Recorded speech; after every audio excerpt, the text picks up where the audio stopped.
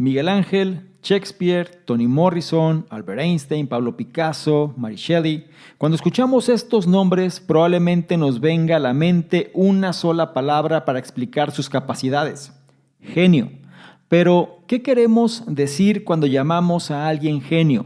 Sabemos que existen, pero ¿qué diferencia a los genios del resto de los mortales?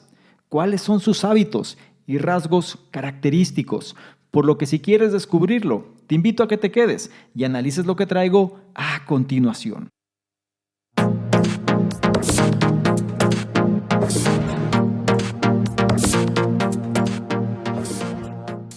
¿Qué tal? Muy buenos días, buenas tardes, buenas noches, independientemente de la hora en la que estés analizando esta información. Es un placer para mí que pases parte de tu tiempo en tu propia formación, en que seas una mejor versión respecto a quien fuiste el día anterior.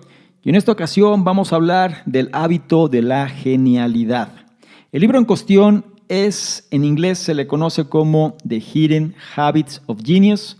Lo podríamos traducir al español como los hábitos ocultos de los genios o el hábito oculto de la genialidad, según sea el caso. Y nos va a llevar más allá del talento, el coeficiente intelectual y el valor en sí, y nos va a desvelar los secretos de la grandeza de muchos de los genios que han existido a lo largo del tiempo. Este libro es una guía sobre los rasgos que distinguen a los genios del resto de nosotros, basándose en las vidas de extraordinarios creativos, pensadores y disruptores desde la antigua Grecia hasta el Japón moderno.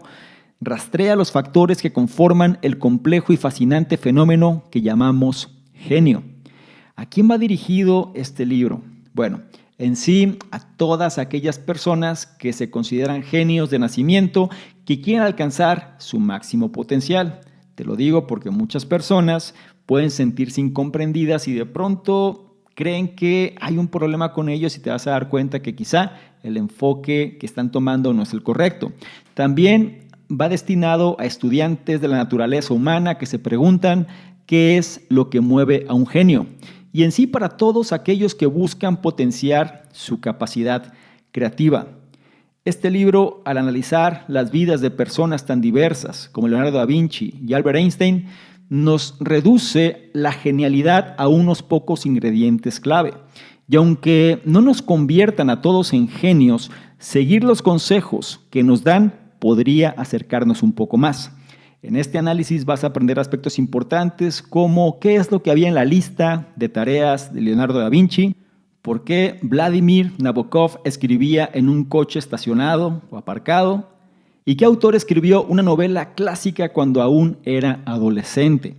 La edición del libro que vamos a revisar fue la que se hizo en octubre del año 2020 y su autor es Craig Wright, quien es profesor de música en la Universidad de Yale, donde imparte el solicitado curso Exploring the Nature of Genius.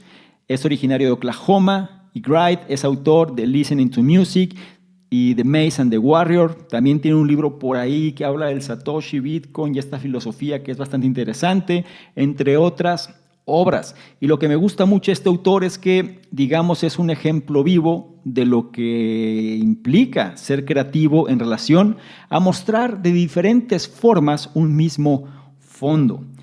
Te pido por favor que seas ecléctico en la información que te voy a compartir, sobre todo si te interesa expandir tu nivel de creatividad, entender qué es lo que convierte a los genios como tal en lo que solemos llamarlos así, y qué es lo que nosotros podemos hacer para replicar tales pasos. Como me gusta recordártelo, trata de tomar notas si te es posible, y si no, analiza con atención cada uno de los puntos que te voy a mencionar e incorpora aquel o aquellos que más resuenen contigo para que se cumpla el objetivo de este programa, que es que seas una mejor versión. Sin más por mi parte, empezamos ahora con el primero de ellos, que dice: mira el mundo a través de los ojos de un niño.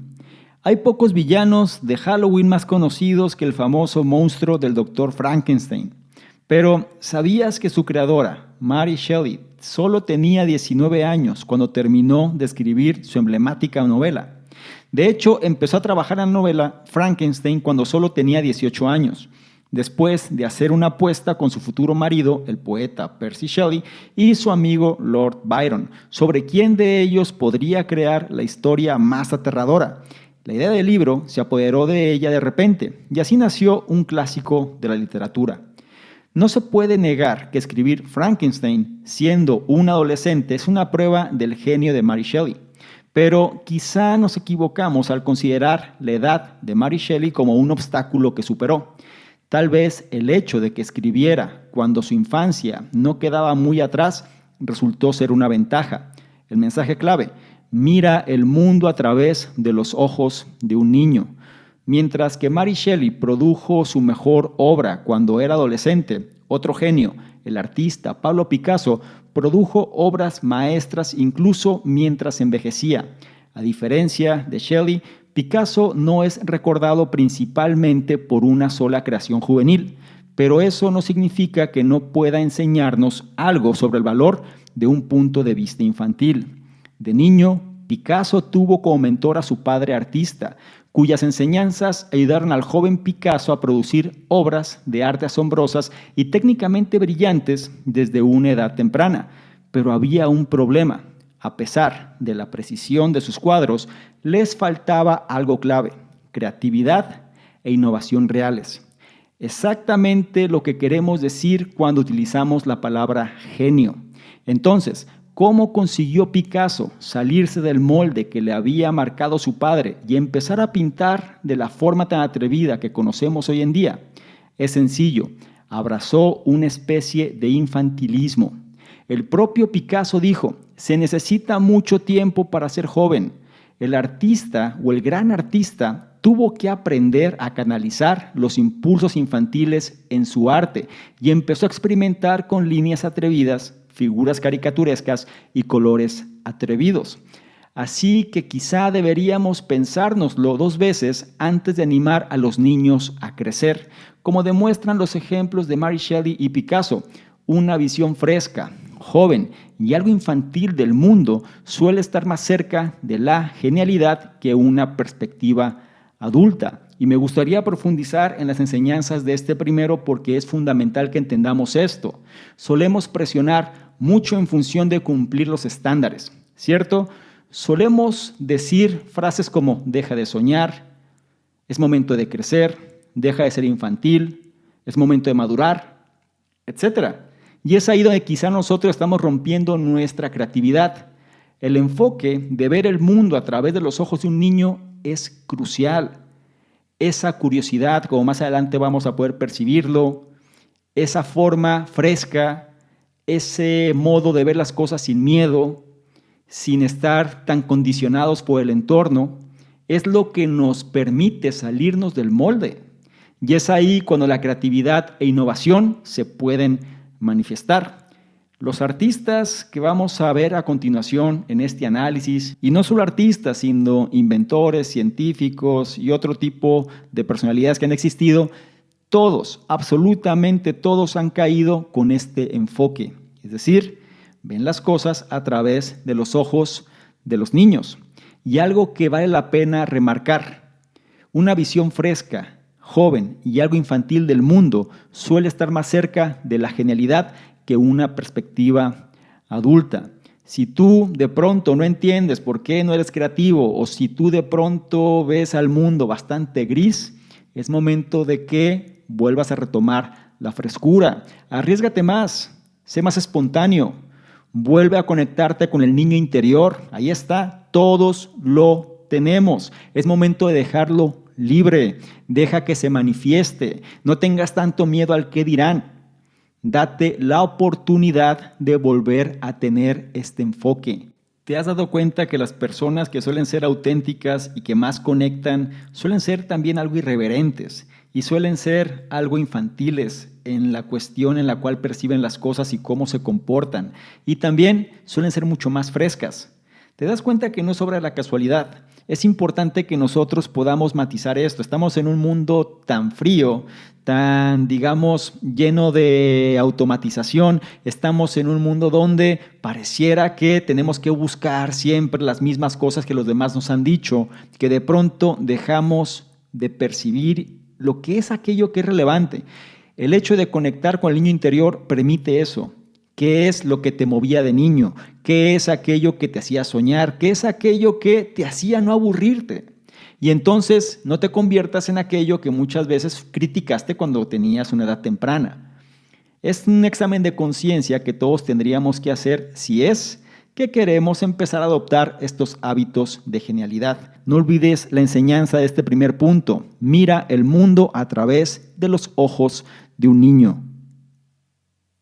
Pasamos al punto 2, que nos habla del siguiente elemento. El punto 2 dice: cultivar un fuerte sentido de la curiosidad. Si te pidieran que nombraras a un genio, ¿quién te vendría a la mente? ¿Einstein tal vez? ¿Shakespeare? ¿O una de las grandes figuras del Renacimiento, el polifacético Leonardo da Vinci? Para muchos, Leonardo resume todo lo que queremos decir cuando utilizamos el término genio.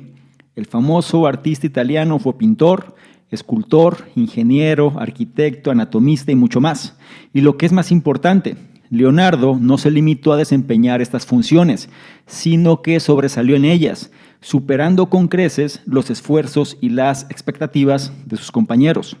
Pero la cuestión es que Leonardo no era un hombre bien educado, según los estándares de su época, ya que no había recibido instrucción en latín o griego, que se consideraban la columna vertebral de una educación prestigiosa. En ausencia de una educación de élite, ¿cómo podemos explicar el genio de Leonardo? Se reduce en una sola palabra: curiosidad. Este es el mensaje clave: cultivar un fuerte sentido de la curiosidad. La curiosidad adopta muchas formas y cada persona siente curiosidad por cosas diferentes. A algunos les interesa coleccionar sellos, a otros les gusta el béisbol, unos pocos aprenden sobre las grandes campañas militares de las civilizaciones antiguas. Pero lo que distingue a los genios raros como Leonardo del resto de nosotros es que parecen tener curiosidad por casi todo. Tomemos, por ejemplo, las entradas de la lista de tareas de Leonardo para un solo día en Milán.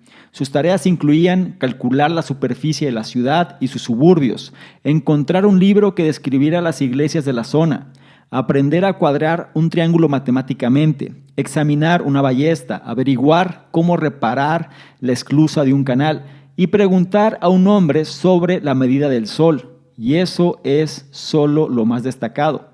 La mente inquieta de Leonardo se esforzaba constantemente por conocer y comprender el mundo que le rodeaba, y fue precisamente esta gran curiosidad la que le impuso hacia los logros que le hicieron famoso. Pocos nos convertiremos en Leonardos, pero todos podemos intentar ser más receptivos al mundo que nos rodea. Si quieres desarrollar tu sentido de la curiosidad, intenta adoptar una actitud abierta y ansiosa por experimentar cosas nuevas. Si estás en una ciudad nueva, déjate llevar. Si estás en una librería, elige algo por lo que normalmente no te interesarías.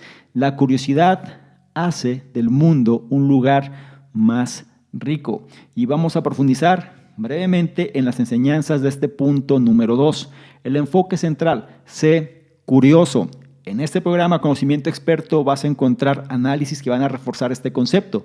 Incluso el libro Curioso lo encuentras también en el canal. Es muy importante que le des la oportunidad si lo que tú quieres es aumentar tu inteligencia de una forma natural. Menciona que una de las características de los genios es que sienten curiosidad por casi todo. Y aquí se relaciona mucho con la cuestión del punto previo de los ojos de los niños, es decir, la visión que podríamos tener del mundo. Muchas veces nosotros castigamos la curiosidad, ¿cierto? Analiza qué sucede con un bebé o con un niño pequeño, que todo quiere saber, todo pregunta, todo quiere tocar, todo quiere probar. ¿Y nosotros qué decimos? No, no, no, no y no, ¿cierto? Empezamos a limitar todo eso.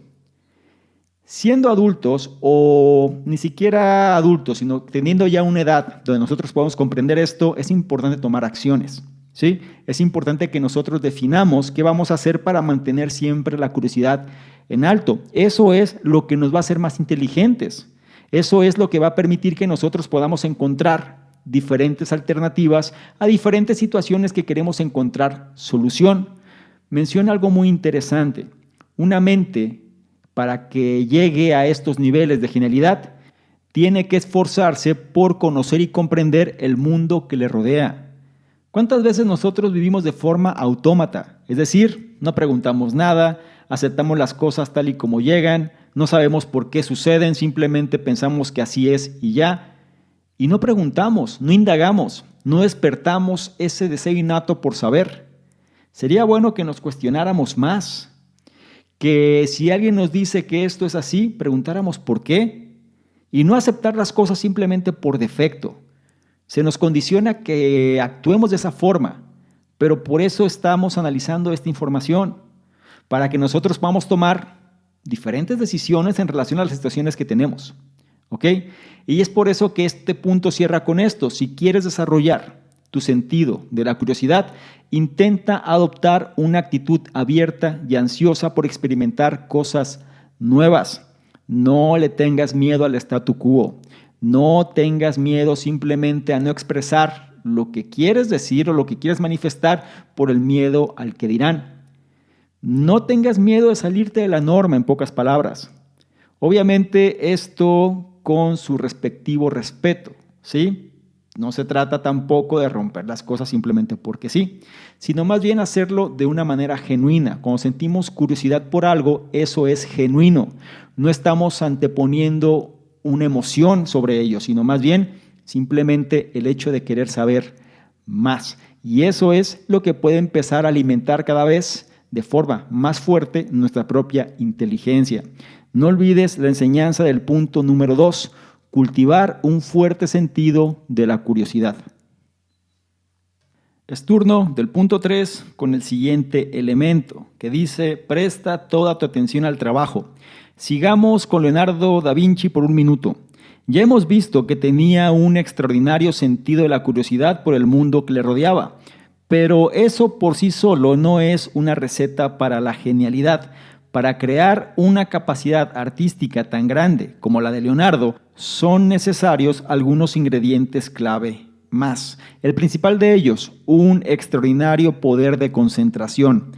A la hora de crear obras de arte, Leonardo favorecía una manera lenta y deliberada, en lugar de apresurarse y comenzar de inmediato. Podía agonizar durante semanas sobre detalles aparentemente triviales como un pliegue de ropa o un rayo de luz. Cuando un abad se quejó de lo mucho que tardaba Leonardo en pintar la Última Cena, le respondió que los grandes genios necesitan tiempo para formar las ideas perfectas que luego manifiestan con sus manos. ¿Cuál es la lección aquí? Dedica a tu trabajo toda tu atención. La capacidad de concentrarse durante mucho tiempo y con un enfoque intenso es común a muchos genios. Por ejemplo, Albert Einstein. Cuando te lo imaginas ideando sus revolucionarias teorías, probablemente te lo imaginas en un estudio silencioso o ante una pizarra polvorienta en una sala de conferencias. En realidad, Einstein era capaz de concentrarse sin importar dónde se encontrara. Un amigo describió una visita a Einstein en 1903, cuando acababa de ser padre, y escribió que, aunque el lugar apestaba a pañales y a humo rancio, el gran pensador no se inmutaba. Con su hijo en una rodilla y un cuaderno en la otra, anotaba ecuaciones y mecía a su bebé al mismo tiempo. Aunque todos los genios parecen reconocer la importancia de la concentración intensa, no todos son capaces de desconectar el ruido de fondo como Einstein. Muchos de los mayores genios hacen todo lo posible para minimizar las interrupciones mientras trabajan. El novelista ruso León Tolstoy tenía la costumbre de cerrar la puerta con llave mientras escribía. Vladimir Nabokov escribió Lolita en el asiento trasero de su coche aparcado, declarando que era el lugar o el único lugar del mundo sin corrientes de aire ni ruidos molestos. Tanto si la concentración resulta fácil, como lo fue para Einstein, como si un genio necesita un entorno libre de distracciones, como Nabokov, la capacidad de concentrarse por completo en la tarea que tienes entre manos es la base de la habilidad para cualquier genio. Y esto nos lleva también a reconocer la importancia de estar en la zona, ¿cierto? De estar en este estado de flujo. Vamos a profundizar en las enseñanzas de este punto número 3. Elemento crucial, extraordinario poder de concentración. ¿Te has fijado cómo las personas muy brillantes se pueden abstraer en lo que están haciendo? No importa lo que suceda alrededor, son personas que simplemente están en lo suyo. Y eso es una característica de los genios. Si nosotros estamos siendo distraídos constantemente y le estamos prestando atención a otras cosas, significa que lo que estamos haciendo no es importante. Si realmente es importante, vamos a abstraernos en la tarea que tenemos enfrente. Algo que también nos lleva a la reflexión es esta frase de Leonardo da Vinci que dice que los grandes genios necesitan tiempo para formar ideas perfectas que luego manifiestan con sus manos. Hay algo que también vale la pena mencionar y es que para muchos el caso de Leonardo era alguien que demoraba demasiado. Es decir, los genios muchas veces pueden tomar tiempo que quizá las mentes más normales, más comunes, como puede ser la mía, la tuya o cualquier persona, resulta difícil de comprender. Y esto puede llevar a la confrontación y también pues, conceptos un poco más de controversia. El punto es que cuando las personas quedan absortas en lo que están haciendo, pierden la noción del tiempo. Y si nosotros somos personas más triviales, las cuales no estamos muy enfocadas en eso, pues vamos a sentir que están perdiendo el tiempo, que no están haciendo lo que tendrían que hacer. Es por eso que ellos dedican la atención o toda su atención al trabajo que están realizando. Si nosotros queremos incorporar este hábito a nuestra vida, número 1, tenemos que sentir pasión por lo que hacemos para empezar. Si no tenemos pasión, difícilmente vamos a poder conseguirlo. Otro elemento importante, la pasión se va a dar cuando algo que hacemos sea realmente significativo. Si nosotros no sabemos por qué hacemos las cosas o simplemente porque alguien nos dijo que la teníamos que hacer así, simplemente no va a funcionar. Es por eso que nosotros tenemos que tener la capacidad de pensar, ¿sí? Pensar qué es lo que queremos, pensar qué es lo que queremos transformar, cuál es el objetivo grande que queremos de alguna manera conseguir y enfocarnos en ello. Y ahí es donde nuestra atención va a ir. Esto puede sonar quizá un poco trillado en algunos aspectos, porque también es cierto que los genios tienen, digamos, gustos variados. Es decir, pueden hacer una cosa, luego otra, de diferentes ramas, pero en cada una de ellas quedan absortos en la actividad. Sería lo idóneo que nosotros pudiéramos tener este tipo de pasiones que realmente puedan reconfortar nuestra vida. Es cierto, estamos en tiempos distintos. No es lo mismo cuando antes las distracciones eran menores a lo que sucede hoy en día, que estamos bombardeados constantemente y nos mantienen prácticamente embobados. Es ahí donde el reto es mayor. Tenemos que pensar, es nuestro primer trabajo, pensar en qué cosas queremos transformar, en qué es aquello que realmente queremos manifestar en esta vida y entonces sobre esta línea poder enfocar esta atención que tenemos. Y algo para cerrar ya este punto es que la capacidad de concentrarse por completo en la tarea que tienes entre manos es la base de la habilidad de cualquier genio. Esto nos lleva a esta cuestión de estar en flujo. ¿Recuerdas el libro Fluir? Es prácticamente esto, quedarnos absortos en la tarea de tal manera que perdemos la noción del tiempo porque dedicamos toda nuestra atención a la actividad que estamos realizando. Es momento de trabajar en nuestro entorno, es momento de trabajar en lo que de alguna forma nos envuelve y entonces poder conseguir estos momentos de atención plena, si es que queremos desarrollar este tipo de habilidades y hábitos. No olvides la enseñanza del punto 3. Presta toda tu atención al trabajo. Llegamos al punto 4 con el siguiente elemento, que es atrévete a romper las reglas. Cuando Andy Warhol llegó a Nueva York para trabajar como artista gráfico comercial, no pudo evitar notar que algo no encajaba. Las obras que veía expuestas en las galerías le parecían fuera de lugar. Había una desconexión entre la ciudad real impulsada por el dinero que él conocía y el tipo de arte que colgaba en las paredes que tenía delante. Un artista con poco talento habría visto la discrepancia entre el mundo del arte y el mundo real y habría seguido la regla implícita: Si esto es lo que se vende y gana aplausos, esto es lo que debo pintar también. Pero Warhol no pensaba así. Como la mayoría de los genios, Warhol no era un gran fan de las ortodoxias y las reglas, ni mucho menos. En lugar de ignorar el rostro de Nueva York moderno, optó por hacer del consumismo de la ciudad su tema. El mensaje clave: atrévete a romper las reglas. Warhol tomó objetos comerciales cotidianos como una botella de Coca-Cola y una lata de sopa Campbell y los convirtió en su objetivo. Al ir a contracorriente y romper las reglas, se aseguró de un lugar destacado en la historia del arte del siglo XX. Pero hay otros genios que rompieron las reglas, más atrás en el tiempo, que se arriesgaron aún más que Warhol. Genios que marcaron la historia, como Martín Lutero, el antiguo monje que se volvió contra la Iglesia Católica y provocó la Reforma. Cuando Martín Lutero clavó sus 95 tesis, una lista de objeciones a las prácticas católicas establecidas, en la puerta de una iglesia alemana en 1517, rompió todo tipo de reglas, pero en su mente el destino del cristianismo dependía de su desobediencia. Al final de su vida, Lutero había fundado una nueva variante cristiana con su propia teología y prácticas. Había establecido el derecho de los clérigos a contraer matrimonio y había puesto en marcha tensiones religiosas que hervían una y otra vez en Europa durante años. Pocos genios han desempeñado un papel histórico tan importante como el suyo, pero si hubiera seguido las reglas, el mundo moderno sería muy diferente. Los genios pueden causar problemas, hacen tambalear el barco, nos hacen sentir incómodos, cambian nuestro mundo nos guste o no, y definitivamente no lo hacen obedeciendo las reglas. Este punto es bastante conciso y muy directo. La enseñanza central es: atrévete a romper las reglas.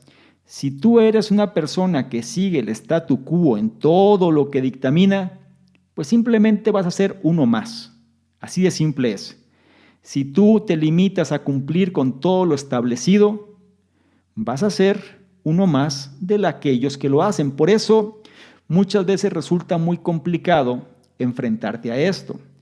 En su libro La regla 10X, que también encuentras en este programa, Grant Cardone menciona con diferentes palabras este concepto. Si nosotros queremos ser realmente sobresalientes, nuestras metas tienen que ser 10 veces más grandes. Y entonces nos vamos a apartar de la masa.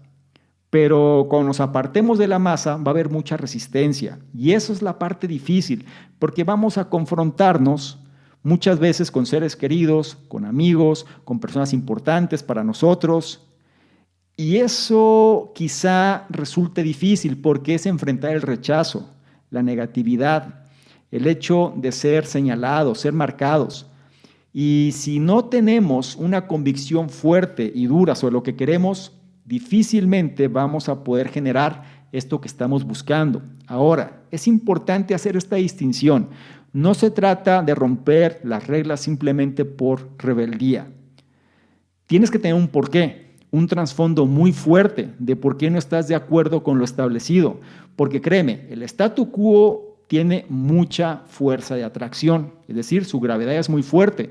Y cuando tú trates de salir, te va a jalar y te va a traer hacia donde se encuentra. Y si tu porqué no es lo suficientemente fuerte y simplemente lo haces por rebeldía, difícilmente vas a poder cambiarlo. ¿Ok?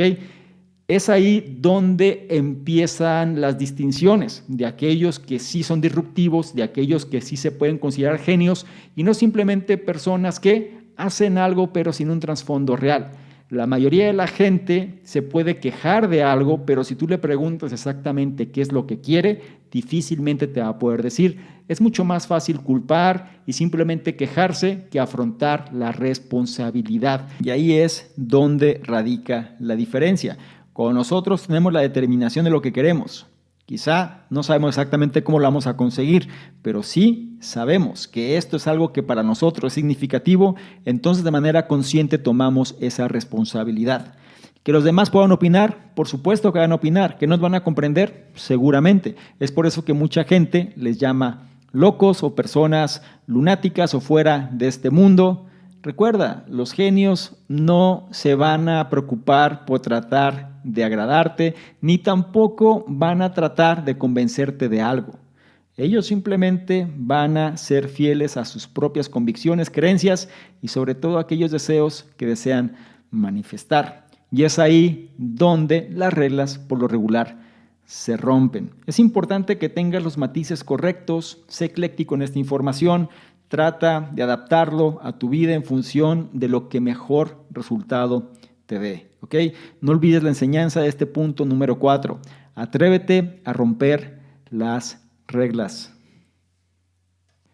Habiendo dicho lo anterior, llegamos ahora al punto 5 con el siguiente elemento, que dice: los genios pueden convertir una debilidad en una fuente de creatividad. La idea de que exista una conexión entre el genio y la locura es antigua y se remonta al menos a la antigua Grecia. El filósofo griego Aristóteles señaló que no hay un gran genio sin un toque de locura. Tampoco estaba solo en su observación. Siglos más tarde, el célebre poeta inglés John Dryden escribió que los grandes ingenios están seguramente aliados con la locura. En otras palabras, hay una fina línea entre ser un genio y perder la cabeza. Pero para los que no tenemos ninguna locura creativa que estimule nuestra imaginación, ¿qué podemos aprender de los hombres y mujeres famosos que sí la tuvieron? El mensaje clave: los genios pueden convertir una debilidad en una fuente de creatividad. La idea de que la creatividad puede estar vinculada a la angustia mental es muy común, pero no es solo un estereotipo. Un estudio sobre la vida de eminentes escritores y artistas británicos llegó a la conclusión de que de todos los creativos, los poetas eran, con diferencia, los más propensos a sufrir problemas de salud mental. De hecho, se descubrió que los poetas famosos tenían 30 veces más probabilidad de sufrir una enfermedad maníaco-depresiva que el resto de la población. Entonces, ¿cómo se explica esta asombrosa disparidad? La respuesta parece ser que los genios encuentran una forma de convertir lo que podría ser una debilidad en una fortaleza, utilizarla como un pozo de inspiración creativa. La artista japonesa Yayoi Kusama es un ejemplo de ello. A sus 90 años, Kusama reside en un hospital psiquiátrico de Tokio y pasa los días trabajando en su estudio, al otro lado de la calle. Describe su obra como arte psicosomático, es decir, arte causado por sus dificultades mentales. Lejos de permitir que sus problemas la paralicen, Kusama los utiliza como materia prima para su molino artístico, transformando sus alucinaciones en cuadros. Al crear arte, dice: he intentado curar mi enfermedad. La técnica de Kusama es instructiva. Para los genios, las condiciones de salud mental difíciles y a menudo dolorosas pueden aprovecharse con fines artísticos. En lugar de considerar un trastorno como un obstáculo para su trabajo, los genios encuentran la forma de convertirlo en una ventaja, ver sus problemas como una fuente de creatividad. Me gustaría tratar de hacer una reflexión sobre este punto número 5 porque creo que es de los más, o más bien de los menos comprendidos, ¿sí? De los más críticos y de los menos comprendidos. Porque muchas veces nosotros solemos señalar precisamente a personas que quizá tienen un problema, tienen depresión, tienen algún fallo dentro de su mente y solemos generar una crítica, ¿cierto? Si a nosotros nos ocurre algo malo, pues solemos caer en el victimismo y entonces nos quejamos y sufrimos, pero quizá no salimos de ahí. Algo que hay que rescatar mucho de las personas que tienen este nivel de genialidad es que se apalancan de este tipo de situaciones. En pocas palabras, convierten una debilidad en una fuente de creatividad. Hay muchos artistas, digamos, músicos, escritores, poetas, personas que quizá con base en el sufrimiento han hecho obras maestras. No es que este sea el camino, o cada persona sabrá cuál puede ser su propio camino, ¿no? Pero es importante entender que hay personas que este tipo de debilidad, este tipo de sufrimiento, lo toman como motor e inspiración para crear algo a partir de ello. En lugar de considerar un trastorno como un obstáculo para su trabajo, menciona este punto, los genios encuentran la forma de convertirlo en una ventaja.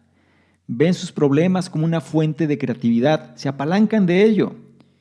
Y entonces, en lugar de simplemente quedarnos en la queja, en el sufrimiento y estancarnos ahí, ellos dan un paso más allá y eso es lo que hay que rescatar y hay que aprender. Sería muy bueno que nosotros pudiéramos optar, por lo menos incorporar un pequeño porcentaje de esta actitud cuando podamos sufrir algún revés en la vida. No me refiero a que todos vamos a ser artistas o que todos vamos a ser genios, pero quizá podamos afrontar las cosas de una manera mucho más creativa y encontrar una solución y no quedarnos simplemente en el estancamiento. No olvides la enseñanza de este punto 5 que presta mucho para reflexión, ya cada quien dependerá cómo lo lleve a la práctica. No lo olvides, los genios pueden convertir una debilidad en una fuente de creatividad. Y con esto llegamos al sexto y último punto de este análisis que nos explica el último elemento. El punto 6 dice, dedica tiempo a la relajación. Pregunta, ¿cuándo se te ocurren las mejores ideas? ¿Es cuando estás en tu escritorio o cuando respondes a los correos electrónicos? Probablemente no. Si eres como la mayoría de nosotros, la inspiración probablemente te llegue cuando tu mente está desconectada, mientras te duchas, mientras das un paseo o incluso cuando estás en lo más profundo de un sueño. Ya hemos hablado de la concentración como elemento clave del genio. Isaac Newton, por ejemplo, tenía la capacidad de retener un problema en su mente y meditar sobre él durante horas, lo que le permitió realizar avances revolucionarios en el mundo de la física y la astronomía. Pero la genialidad no consiste solo en ser capaz de concentrarse. También implica lo contrario del trabajo duro y la concentración, que es la capacidad de relajarse. El mensaje clave, dedica tiempo a la relajación. A juzgar por los hábitos creativos de muchos genios, la mejor manera de llegar a nuevas ideas es desconectarse del trabajo durante un tiempo, dejando que la mente cansada se afloje y se relaje. Una de las formas más comunes de hacerlo es generando algo de ejercicio. La idea no es nueva. Cuenta la leyenda que una secta filosófica griega llamada los peripatéticos llevaba a cabo sus argumentos y discusiones mientras caminaba por los terrenos de la escuela de Aristóteles. En tiempos más modernos, se dice que el novelista Charles Dickens caminaba hasta 24 kilómetros al día mientras trabajaba en Cuento de Navidad. Pero hay estados más relajantes que caminar, y el más relajante de todos es sin duda el sueño. En las profundidades de nuestro sueño, mientras soñamos, entramos en una fase llamada sueño REM o de movimientos oculares rápidos. Durante el sueño REM, los extremos izquierdo y derecho de nuestro córtex prefrontal, que desempeñan un papel clave en el pensamiento lógico, se apagan.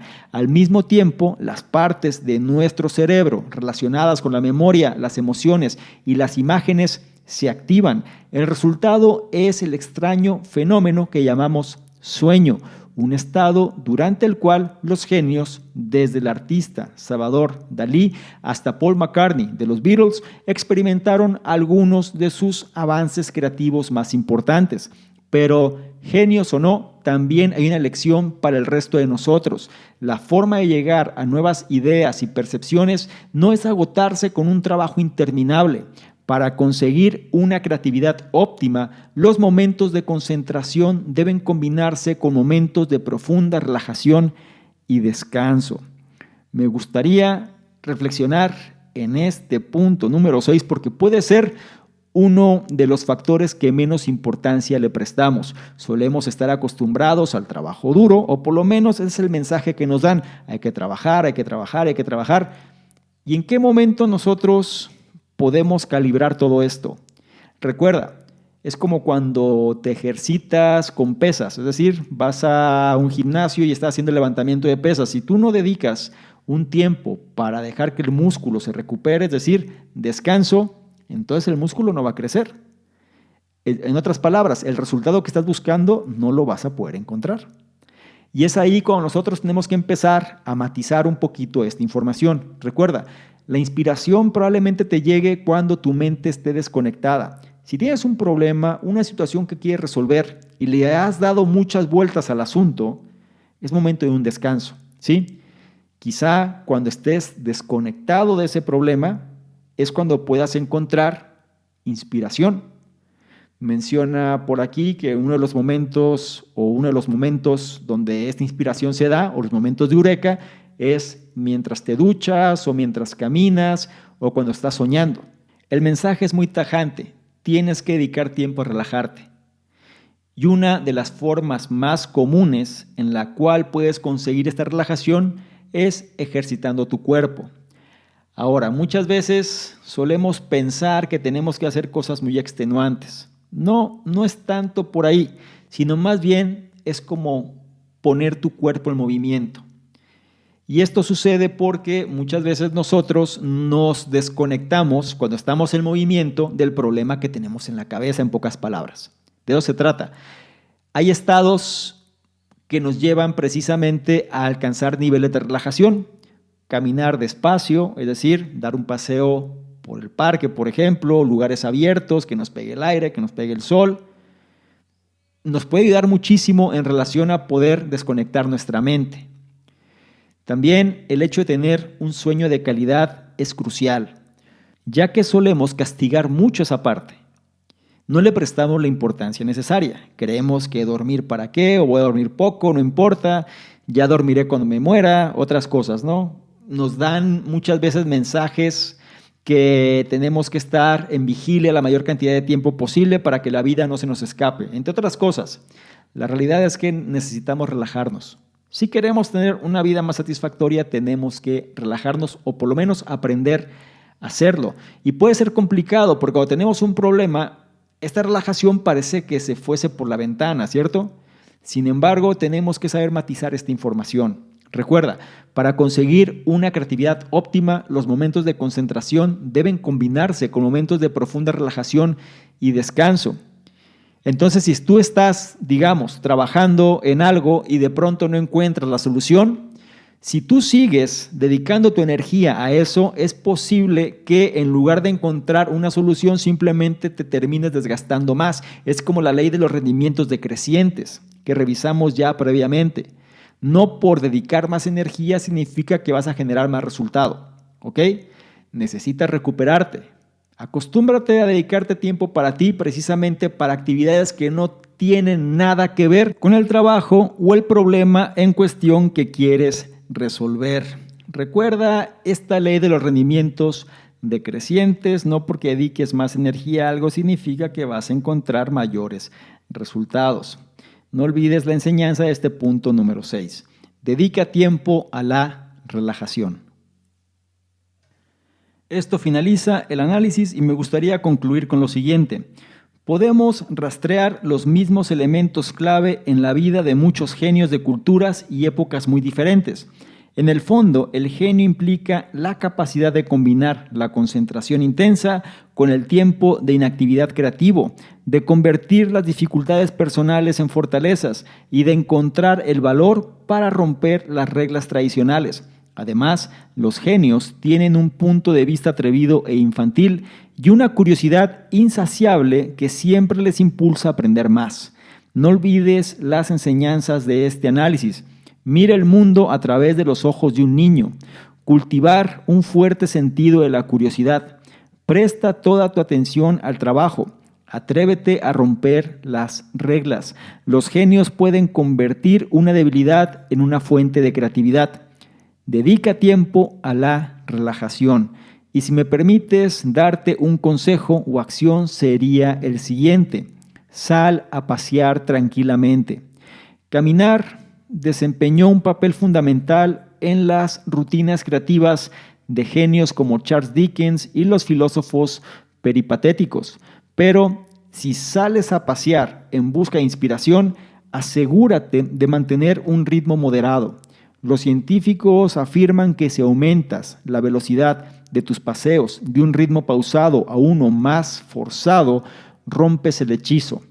Esto se debe a que si te mueves demasiado rápido, tu mente se fija en la mecánica de la marcha en lugar de vagar libremente y pierdes los beneficios creativos que puede aportar un paseo.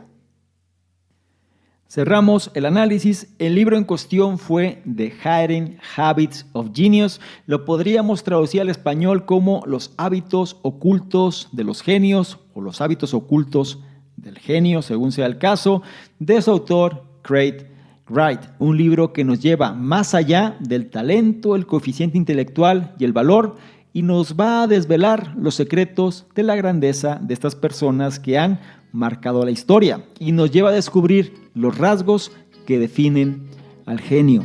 Me gustaría mucho saber tus comentarios al respecto. ¿Cuál es el punto o puntos que más resonaron contigo y que vas a llevar a la práctica? Recuerda que el conocimiento pasivo de poco sirve. Tienes que experimentar, validar, comprobar por ti mismo qué resultados te da. Y una vez que eso lo tienes claro, entonces que forme parte de tu vida aquello que mejor resultados te dio. Y una vez que ya lo tengas, acostúmbrate a enseñarlo a los demás. Es ahí cuando el verdadero cambio se da. No olvides que si esta información la consideras de valor, evaluarla, compartirla, darle me gusta, porque de esta forma nos ayudas a llegar a una mayor cantidad de personas que también pueden beneficiarse de este tipo de contenidos. No se te olvide revisar en la descripción los enlaces que ahí aparecen, porque te van a llevar a nuestros distintos programas, incluido el reto 60-100. Este reto donde te llevo de la mano para ajustar tu estado mental y seas una mejor versión. Es gratuito, no lo olvides. Y por último, y no menos importante, si quieres que interactuemos de una forma más dinámica, ¿por qué no le tomas una imagen, un screenshot a este contenido? Te vas a Instagram, me buscas @sadormingo y colocas esta imagen en tus historias. Te aseguras de etiquetarme y poner tu comentario. Si lo haces, yo te voy a responder en reciprocidad y además te voy a compartir con la audiencia. ¿Te parece bien? Espero que sí. Te recuerdo mi nombre, soy Salvador Mingo, soy el fundador del programa Conocimiento Experto y yo te espero en un siguiente análisis. Chao.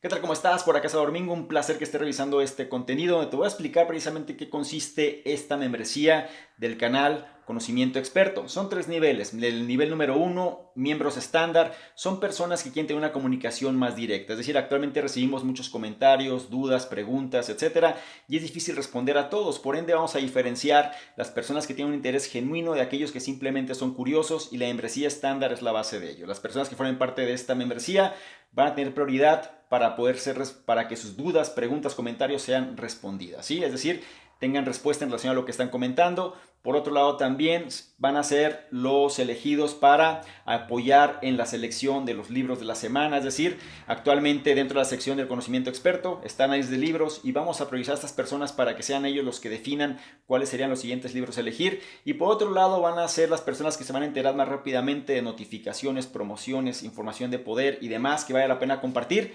Son los que van a tener esa prioridad. La membresía número 2 son entrevistas con expertos, personas que quieren de alguna manera profundizar más en su conocimiento y sobre todo apalancarse de otras personas. Vamos a estar generando entrevistas con diferentes expertos, diferentes personas alineados obviamente a la metodología del canal, pero que puedan aportar mayor valor todavía en relación a todo este tipo de información, y las personas de este nivel son los que van a tener acceso a estas entrevistas. Y el tercer nivel se refiere a las personas que quieren de alguna manera emprender de una forma digital con un branding personal fuerte. Es decir, dentro de los cuestionamientos, preguntas y demás, las personas suelen hacer o suelen preguntar de manera incisiva de qué manera se puede emprender mejor en esta economía de la atención. Bueno, esta opción número 3 te va a permitir precisamente hacer eso: emprendimiento digital con un branding personal fuerte, o bien esta membresía va ligada o se va a relacionar con emprendedores digitales que quieren reforzar su marca personal. Te invito a que revises los detalles y yo te espero precisamente del otro lado. Chao.